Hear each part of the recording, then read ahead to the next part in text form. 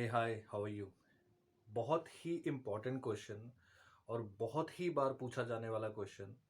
हर बार मुझे इंस्टाग्राम पे ये क्वेश्चन पूछा जा रहा है कि ट्वेल्थ के बाद कौन सी स्ट्रीम ली जाए और कैसे डिसाइड किया जाए कि यूपीएससी की तैयारी भी करनी है, ये हमारा गोल है।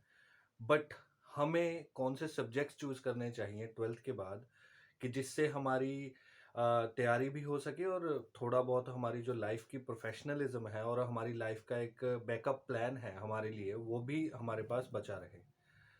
सबसे पहली एक चीज़ मैं आपको बता देना चाहता हूँ, कभी भी आप ये मत सोचना कि आप सिर्फ यूपीएससी के लिए तैयारी करेंगे और अपनी ग्रेजुएशन को बहुत लाइटली लेंगे, क्योंकि इससे प्रॉब्लम क्या हो जाएगी। ज़्यादातर बच्चों को यही लगता है कि अगर कोई उनसे ये बोलता है कि नहीं, आपको ग्रेजुएशन पहले ज़्यादा फोकस करना चाहिए उस पे, बजाय इसके कि आप यूपीएससी पे फोकस करें। जितने भी टॉपर्स के इंटरव्यू आप देखोगे, हर कोई आपको सिर्फ एक ही बात बोलेगा कि आप अपनी ग्रेजुएशन पे पहले ध्यान दें। ग्रेजुएशन अगर आपने बहुत अच्छे से पढ़ा है तो आपका जो बेस है, आपका जो फाउंडेशन है, वो आपकी जो ग्रेजुएशन की स्टडीज़ है या उससे पहले की स्टडीज़ है वही बनाती हैं। यूपीएससी बहुत अनसर्टेन है।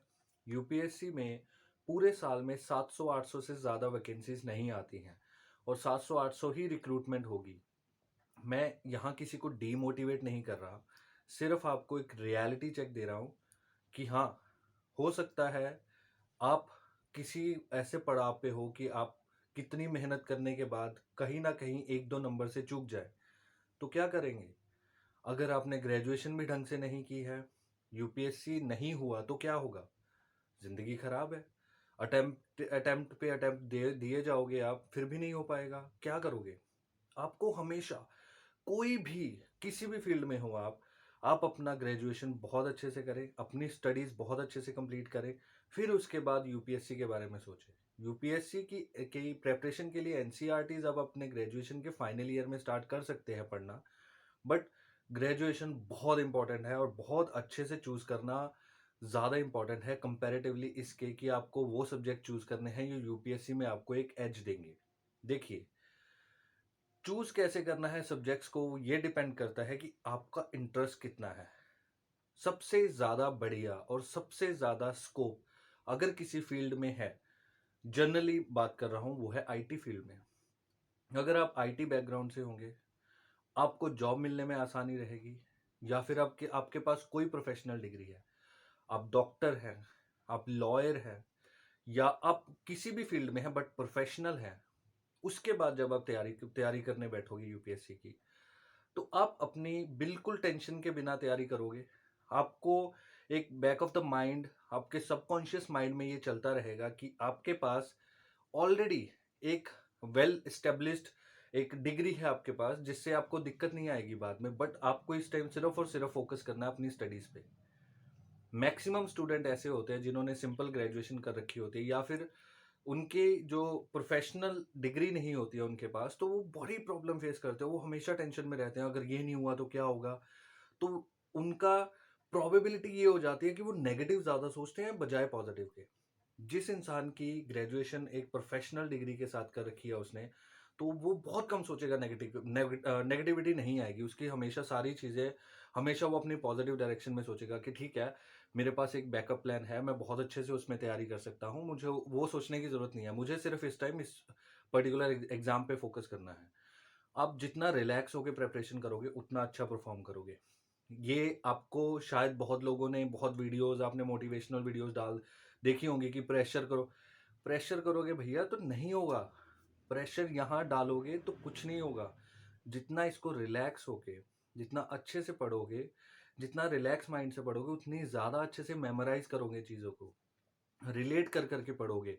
हिस्ट्री को ज्योग्राफी से रिलेट करोगे, ज्योग्राफी को इकोनॉमिक्स से रिलेट करोगे, जियोपॉलिटिक्स से रिलेट करोगे, इंटरनेशनल रिलेशन से रिलेट करोगे। ऐसे रिलेट करके पढ़ोगे, रिलैक्स माइंड से, फ्री माइंड से पढ़ोगे, बहुत अच्छे से याद रहेगी सारी चीज़ें। क्योंकि UPSC is all about revision and all about को relation of all the subjects.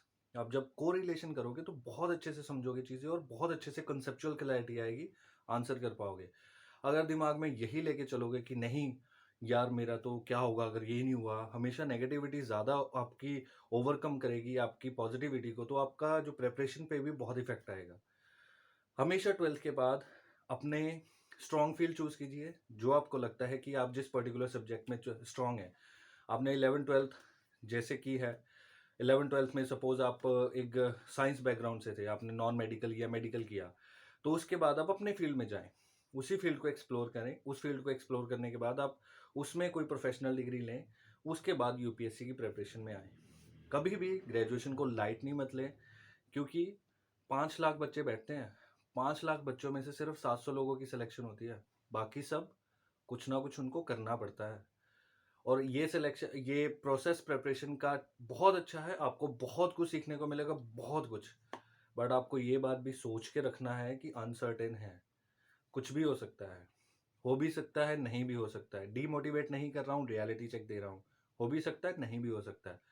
आपको तैयार होके आना है, अपना बैकअप प्लान हमेशा पास में रखना है, अपनी एक अच्छी प्रोफेशनल डिग्री करनी है जिस भी सब्जेक्ट में आपका इंटरेस्ट है।